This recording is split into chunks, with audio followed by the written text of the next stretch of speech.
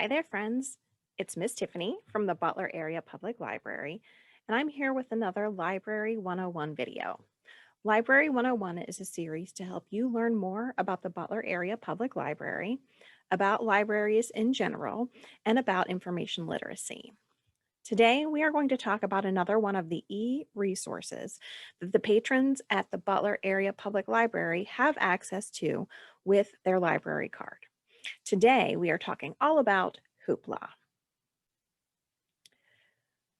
Hoopla is an e-resource that you can access either on a laptop or desktop computer or through an app on a mobile device, such as a smartphone or a tablet.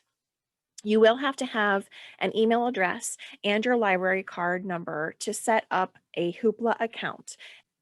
Then once your account is connected to your library card, you just use your email address and the password that you set up to log in. With Hoopla, you have access to ebooks for all ages, including read-along books for children, along with the books that includes things like graphic novels and comics as well, audiobooks, movies, and music CDs. Patrons of the Butler Area Public Library get 6 Hoopla checkouts a month. Those renew again at the beginning of each month. The really nice thing about Hoopla is that multiple people can have the same item checked out at the same time. There's never any waiting list. We find that Hoopla is great to use for things like book clubs because no matter how many people are in your club, as long as they each have a library card, they can check out the item through Hoopla. Let's take a look at Hoopla now. So to access Hoopla, you can get there a couple of different ways. We have it linked through the library's homepage, which is butlerlibrary.info, or you can simply go to hoopladigital.com. And if you haven't set up an account already, the first thing you're going to do is set up an account. I already have mine set up, so I'm going to go ahead and log into it now. Once you have set up your account and logged into it, you automatically go to the landing page. And you know you're in the right place because it says at the top, Butler Area Public Library. As I mentioned, Hoopla allows you to check out things like ebooks, audiobooks, music CDs, movies, all kinds of different things. So let's take a look a little bit at how to make your way through Hoopla. You can use the search bar the way you would search for anything. And actually, if we let our cursor sit in there, you'll see a box pops up of trending searches. These are things that people are searching for right now. So you can either type in something like a topic, a title, or an author and see what comes up. Over here is a drop-down menu where you can filter. We can search through everything, or we could search just audiobooks, just movies, just music, just comics, just ebooks, just television. It also gives us the option to search just through the authors, the categories, publishers, or series. So we could put anything here. Let's search for Pete the Cat. As you can see, we have a lot of results of Pete the Cat, and we can either just browse through them by scrolling through, or if you notice on the left-hand side, we have additional ways to filter through those results. So we can go to Format and click on it. And let's say we only want to find audiobooks. We would click on the audiobooks and it would automatically filter out only the things that are audiobooks. We can also filter by user rating. And as a user, you have an opportunity to rate the items that you have selected and checked out as well. That makes this search feature very helpful. If you're looking for something with a specific release date, let's say we want the newest Pete the Cat, then we can search and narrow by release date. We could narrow by date added, and we can narrow by language. As you see, it's not just English language things that we have in here. We've got a few Spanish, French, Chinese, German, Italian, Thai, Korean, and Polish. So that's just an overview of the general search feature using that search bar. But if we go back to the Hoopla main page, I also want to show you some of these features over here.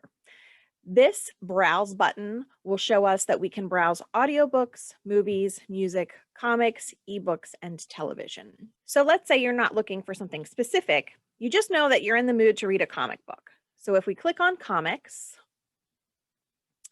it's going to take us to a landing page just for comics and graphic novels. And you'll see scrolling here, there might be some information about some spotlight items or some newly released items. We'll see the same thing in the selections that populate in these rows here. So this is a bunch of the things that are popular right now.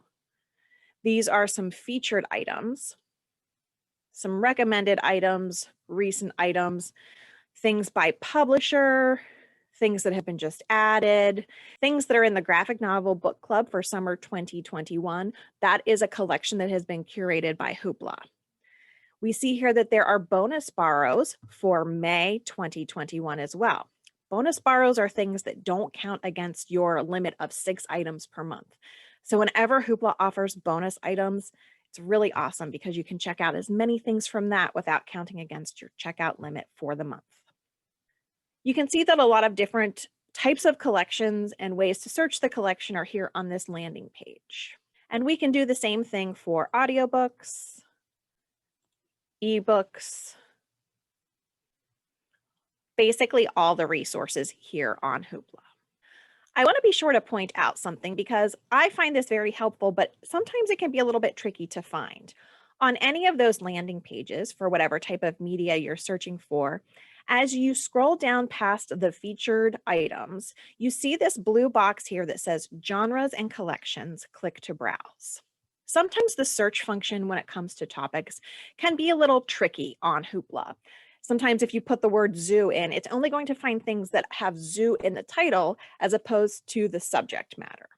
But the way you can get around this is by taking a look at browsing the collections and genres. Hoopla curates different collections based on what time of year it is, based on what kind of program you might be wanting. You can see that there are tons of different collections down here. There are the bonus borrows, which we mentioned. There are things that are great for the program 1,000 Books Before Kindergarten. But then we also have some collections that are specific to different types of groups. So we have some selections that are appropriate for Mother's Day, which is coming up.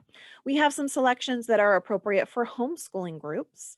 We have some selections of Muslim stories, Native American stories. We've got New York Times bestsellers. So you can see that there are a lot of different collections that have already been curated by Hoopla. And you can click on any of those to take a look at what they contain. Let's click on Laugh Out Loud Comedy, and you see that all kinds of different materials are going to show up.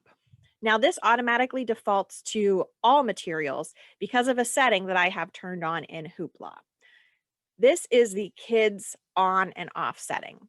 If you click this to on, it takes away the function of the genres and collections browsing. So I tend to leave it off and then just filter my results based on whether or not I want children's items.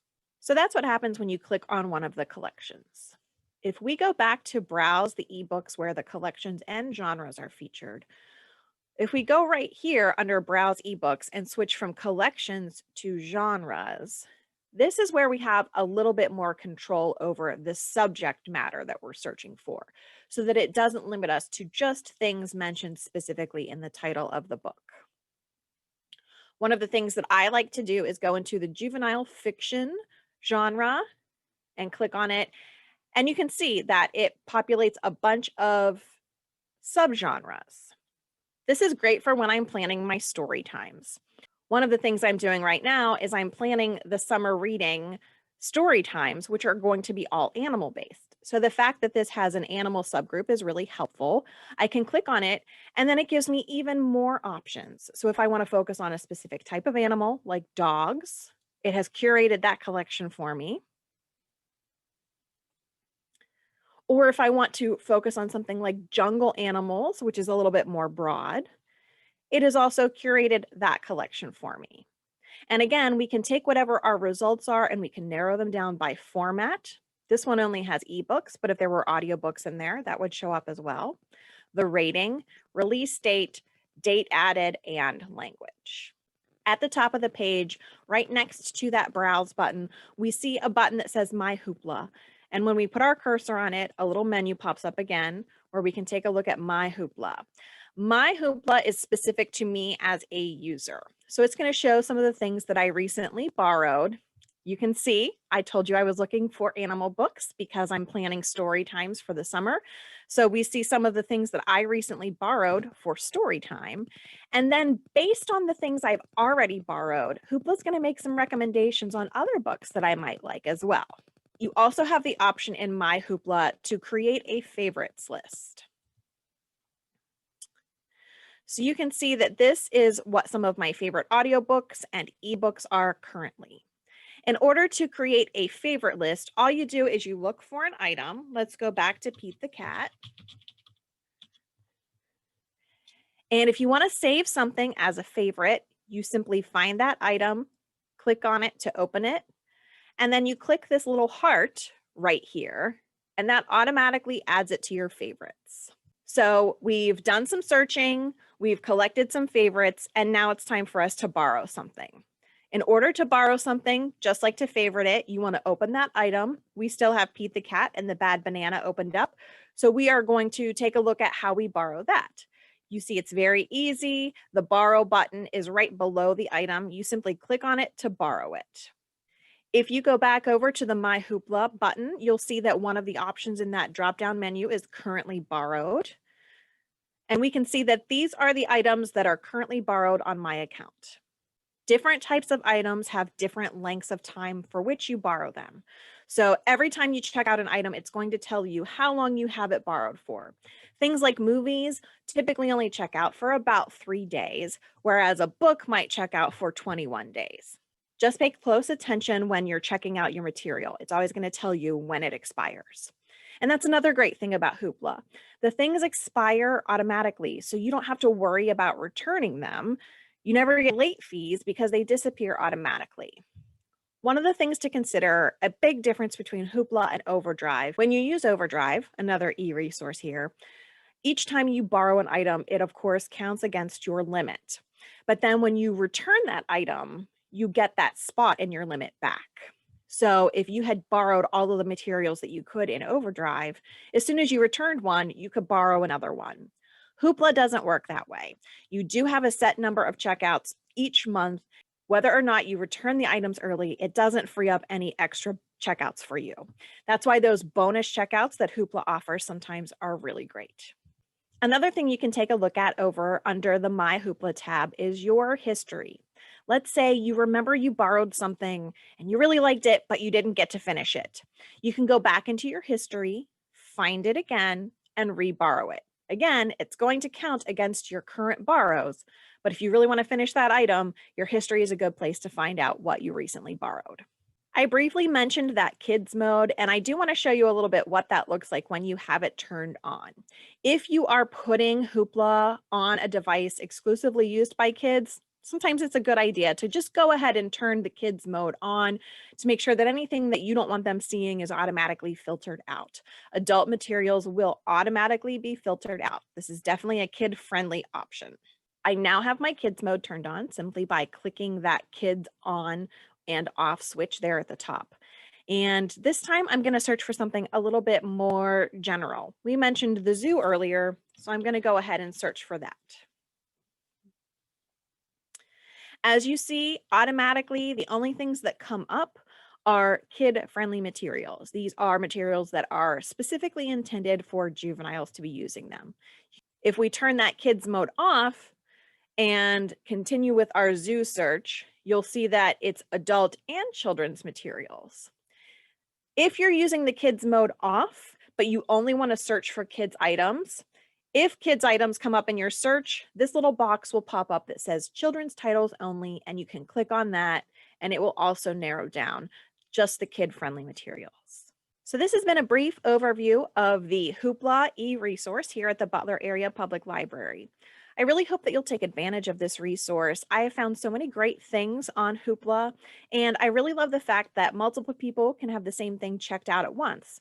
So if you and a friend or a neighbor or a family member want to have your own little book club, you can both check out the same item, read it at the same time, and never have to wait. If you have any questions about anything related to Hoopla or anything related to libraries in general, my contact information will be in the description of this video. Thanks so much for watching and happy reading.